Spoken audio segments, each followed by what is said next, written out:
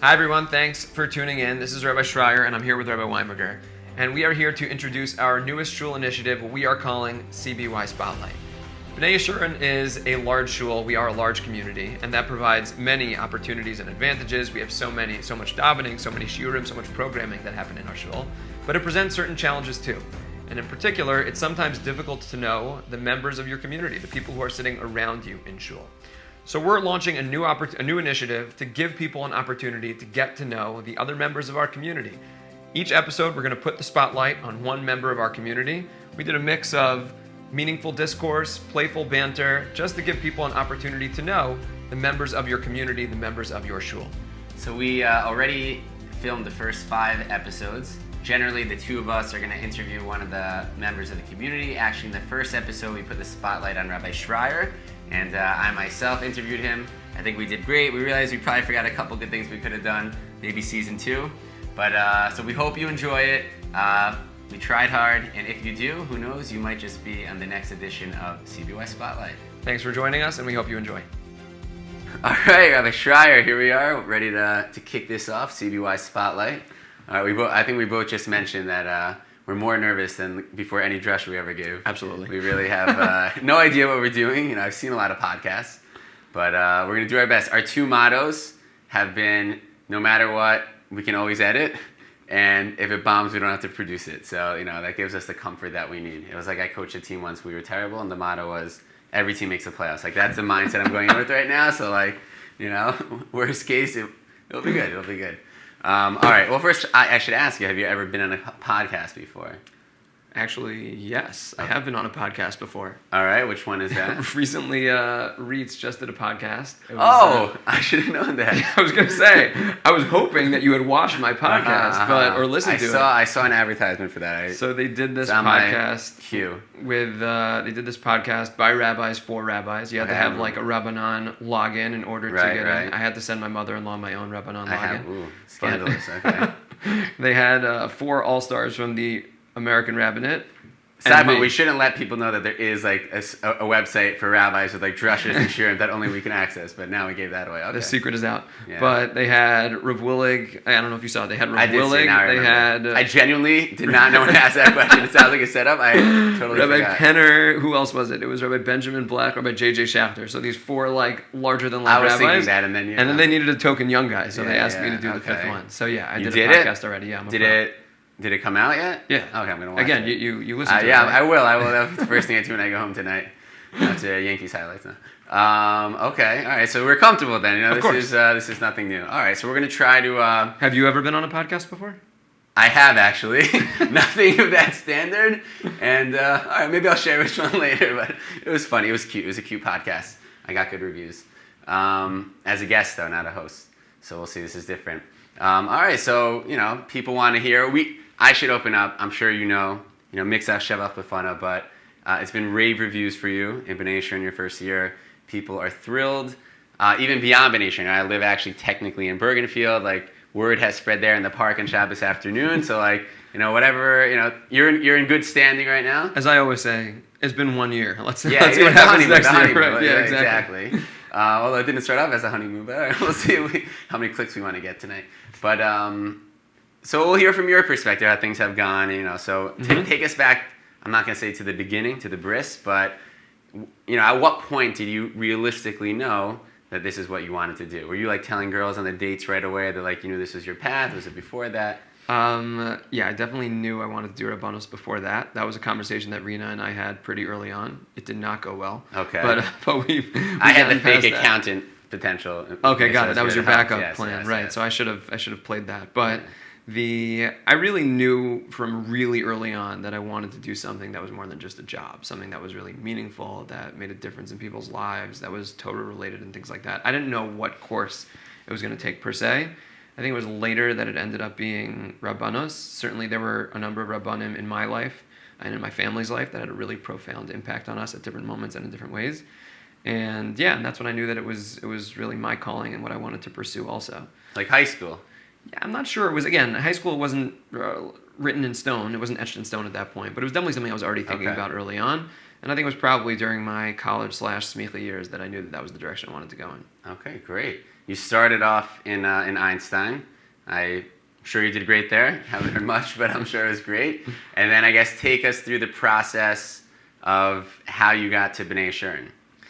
Okay, so that's it's a pretty crazy story. I guess let me preface it by saying that I often tell people that every job I've ever applied for I did not get, and any job I've ever had I did not apply for. And that goes back to the beginning. Even before Einstein, I was in Beth Shalom. I was an intern. I didn't apply for that position. I applied for other internships that I was rejected from, but I didn't apply for that one. Einstein, I didn't really apply for. My job in North Shore, I definitely did not apply for.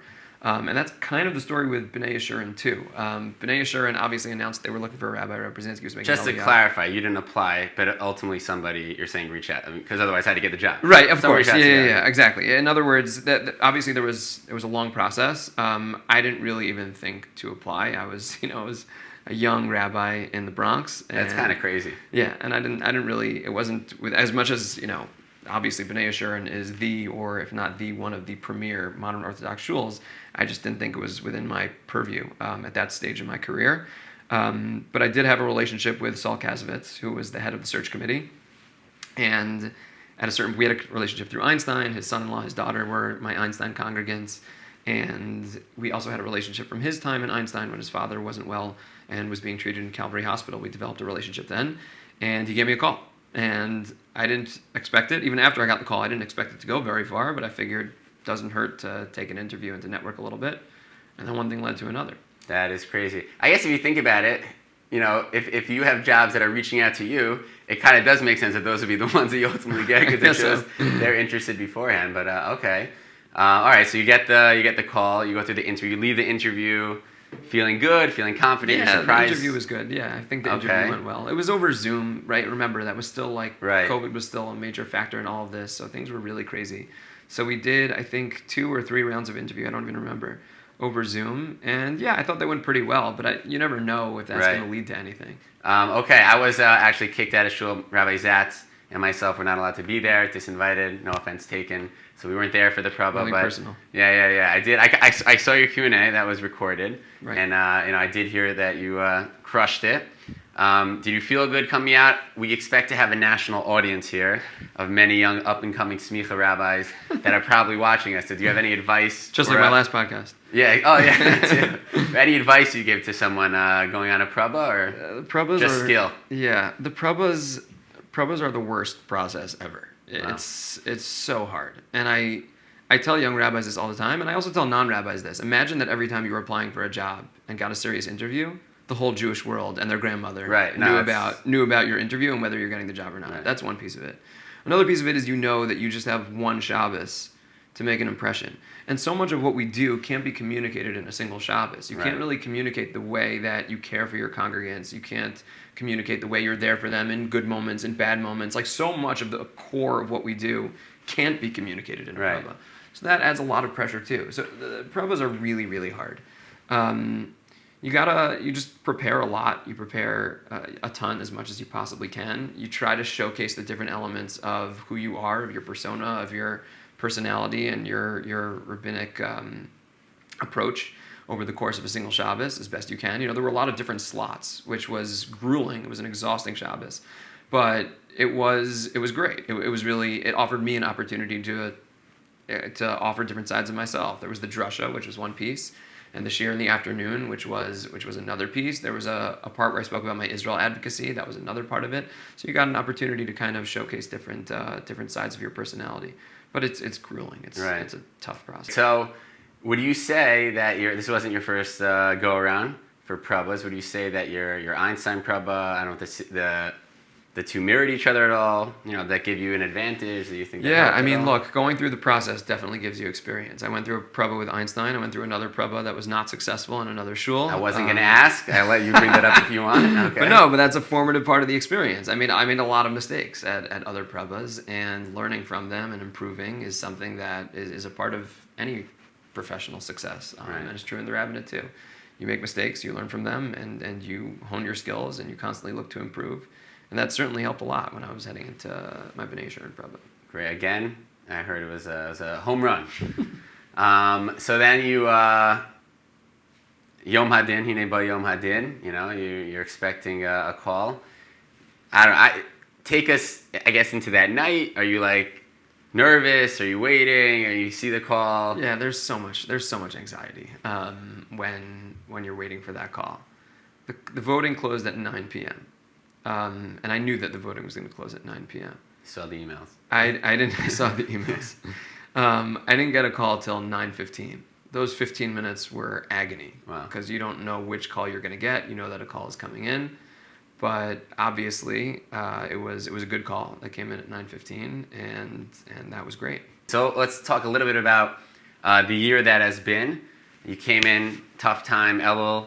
Let me ask you this. We're not going to go through like every single decision every week, every drasha, but just maybe some highlights, some points.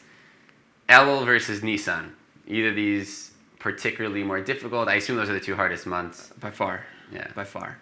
Elul was definitely the hardest because I was also just new and coming in. So you have all the pressure and in addition to all the regular Elul preparation, I had all of the rabbinic transition preparation and the first Shabbos and the installation event that I had to prepare for. There was just so much stuff. And there's also just a lot of pressure when you're first entering a community and you're first getting used to a community. So that was really hard. Nisan was really hard too. I was actually unexpectedly hard. I didn't realize how tough Nisan was going to be. In terms of? All the shilas coming in, the mechiras chametz, the preparation, of course, for Yom Tov. There's a lot of pastoral stuff that comes up before Yom Tovim. Families are together, which could be a really nice experience, but in some instances it could be a really stressful experience too. So there's a lot of pastoral stuff that comes up before Nisan. I think that I was blindsided by that. I didn't really expect how hard Nisan was going to be. But that was definitely the second hardest month of the past year. Right. Anything that, I don't know how to say this, like, I don't know, that was more difficult than expected? Anything you would like to, here's a chance if there's anything you want to get off your chest. Any particular member you want to call out right now? Oh, I have a whole list. I'm checking my drawer. Yeah. I have, there are a couple of things that are really hard. One of the first things that was really hard for me was just shouldering the emotional burden of so many people in the community. Unfortunately, there are just a lot of tsaros out there. And you want to be there for everyone and you want to be emotionally supportive for everyone. But at a certain point, it becomes really, really hard. It becomes emotionally crushing. I was definitely having trouble with that at the beginning. I remember a conversation I had with Rabbi Brzezinski where he said to me that one thing that he would do is before he would walk in his house at night, he would stop by a tree. I don't know if it's literally a tree on Somerset Gate or if it's just some metaphorical tree. And he would hang up all of his tsaros before walking in the door. And that really resonated with me because it's just, it's really emotionally challenging at times. And you want to emotionally invest on the one hand because that's how you're able to care for people. But when you're hearing about so much, there are times when it could be really, really hard. So that was one thing that was very challenging. Certainly the time management is really challenging too. There's so much that I want to do and so much that I'm not able to do. We've discussed in the past. I have this constant list that I'm always adding to of things that I want to do in the shul. And so often I'm adding things way faster than I'm crossing things off just because there's so much to be done on any given day. Early on I decided to call people on their yard sites, for example. And I did that for a couple of reasons. I think it's really meaningful to people. I think it's a very important day in people's lives. It's also just a way of keeping in touch with people. There's so many congregants, and I know we both have this challenge. There's so many people davening in this shul that keeping up with everyone is really challenging. You find opportunities to create just touch points, to check in on people. And Baruch Hashem, not everybody has yard site, but certainly a lot of people do. But there are some times when it's just impossible. It's just there's so much going on. You're speaking about Nisan and how hard that month was. There was just so much. It was really hard to keep up. The 3 weeks were really hard with all the shilas coming in and the preparation for Tisha B'Av and other things that were going on those particular weeks. We had a number of funerals then. There's some weeks when it's just really hard. So that's also a difficult piece of it. You want to be there for people, and when you fall short, people are naturally disappointed. But sometimes it's just hard to keep up. We both have the challenge of raising young kids doing this also. I mean, our oldest are both 7 years old, right? Nachi and Kobe are in the same class. Shout out to Y&J. That's right. Rabbi Fishbane. and Mrs. Khan. Yeah. That's right. And we are currently missing their back to school night as we speak. Meet the teachers. Shout out to us. Rena made it. I don't know if Aviva made it. But it's hard. They're our oldest. Whenever Brzezinski started this job, I think Ari was 7. Ari is his youngest, i.e. we were 7 when Rabbi Brzezinski started this job. So And I can say it wasn't great. No, I'm joking. Ari's good. they had older kids, and when you're trying to do all the stuff that we do while also being there for your kids and just be a dad, that's really challenging also. So the time management piece is challenging too. Now that being said, I mean, we feel really blessed. Yeah. I asked you what's the hardest part. I don't want to give you the layup. Exactly. Again, we feel really blessed, and it's been an amazing year, and we've been really so happy in Teaneck. But look, this job, I think it's not a secret that this job comes with real challenges too, and those have been some of the ones that I've been dealing with. So let me reverse the question on you. What are the hard parts for you about being Rabbi B'nai Yeshurun? What do you need to get off your chest? I'll just get one thing off my chest. I don't want. This isn't about me as much as it's meant to be you, but I'll keep this in your arena. I do remember one of our first conversations, you mentioning that you were going to take myself and Rabbi Zatz out to eat. And on your tab, if I remember correctly. I tried so hard to find a date to get you guys out to dinner. So.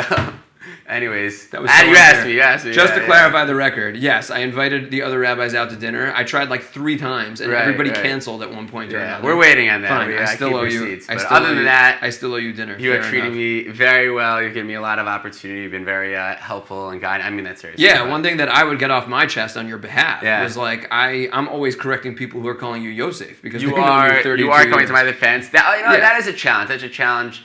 Being a rabbi in a shul I grew up. I mean. For the most part, I view it as a positive, a benefit. There's so many relationships I had built in, so many new people since I grew up. So for half the people, it's not even relevant. But yes, there are. I don't think anyone gives me a kiss anymore, but definitely some. And they don't people, mean it maliciously. Yeah, they've known you forever. But I'm always. They came out. They said, "Oh, I can't call you Yosef anymore."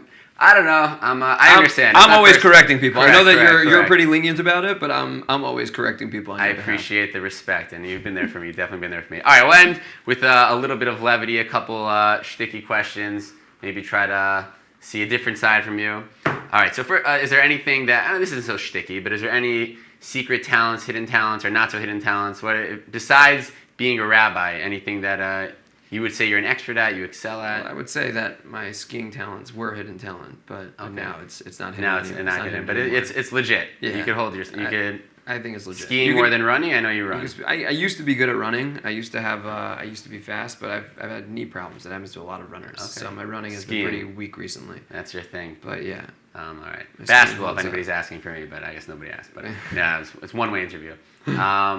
Sports fan, Yankees. You say you're a Yankees fan, like. I'm intimate Yankee fan, like following. I don't have time to watch games, but I watch highlights. You watch highlights. Oh, you're where they're Aaron Judge, 57. Okay, all right, that's all I need to know. Okay, so you're in the parsha. All right, let's say if you had to make a choice for the next year, halakha considerations aside, only meat, only dairy. What are you picking and why? Halakha considerations aside. Yeah, halakha considerations aside. Only dairy for sure. Only dairy because I'm a big ice cream guy. Couldn't give that up. At one point in my life, I was like totally a Ben & Jerry's addict, but I managed to kick that pretty quickly. Okay, that for hashkafic reasons. Exactly, for hashkafic, halakhic hashkafic reasons. So I even shared this in a drasha. That moment when I took the Ben & Jerry's in my freezer and threw it in the garbage was a pretty traumatic moment for me. Seminal moment in your career. Yeah, 100%. But yeah, I found alternatives. Haagen-Dazs does it sometimes. Trader Joe's actually has very good ice cream. Yes. So yeah, I'm gonna stick with dairy. Carvel lost Ashkacha. That was also really upsetting for me. I heard they're moving to Teaneck. We'll see what happens. All right, we're running out of time. We'll end with the softball here. Which joke. Today is the wrong day to be asking that question. Oh gosh. And I don't think there's a better way to end than that. So it's been nice putting you in the spotlight. Thank you, Rabbi Weinberger. All right.